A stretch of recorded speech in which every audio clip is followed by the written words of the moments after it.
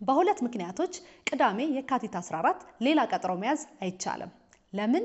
አንደኛ ጅማ ዩኒቨርሲቲ የአዲስ አበባ ካምፓሱን ሊያስጎበኛችሁ ስለሆነ፣ ሁለተኛውን በዚህ ቪዲዮ መጨረሻ ላይ ታውቁታላችሁ። ጥራት ያለውን ትምህርት ለሁሉም ተደራሽ ማድረግ ላይ በመስራት ላይ የሚታወቀው ጅማ ዩኒቨርሲቲ አዲስ አበባ በሚገኘው ካምፓሱ የማስተርስ ትምህርታቸውን ለመቀጠል ለሚፈልጉ ባለሙያዎች እንዲሁም በሰው ኃይል አቅም ግንባታ ላይ ትኩረት ሰጥተው ለሚሰሩ ድርጅቶች በሙሉ የጉብኝትና የገለጻ ቀን አዘጋጅቶላቸዋል። በእለቱ የካምፓሱን ፋሲሊቲ ከመጎብኘታችሁም በተጨማሪ በፕሮግራሙ ላይ ከሚኖሩት የዩኒቨርሲቲው ከፍተኛ የሥራ ኃላፊዎች ጋር ፊት ለፊት በመገናኘት የምዝገባ ሂደቱን አሁን ስለሚሰጡትም ሆነ ወደፊት ስለሚከፍቱት የትምህርት ፕሮግራሞች እና ሌሎች ተያያዥ ጉዳዮችን የተሟላ መረጃ ታገኛላችሁ። ያላችሁንም ጥያቄዎች በቀጥታ ለማቅረብና ትክክለኛ ምላሽ ለማግኘት መልካም አጋጣሚን ይፈጥርላችኋል። በእለቱ ለምትመዘገቡ በሙሉ ከመመዝገቢያ ክፍያ ላይ 50% የሚሆን ቅናሽ ታገኛላችሁ። የማስተርስ ፕሮግራም ለመቀጠል ያሰባችሁ በሙሉ ይህንን እድል ተጠቀሙበት።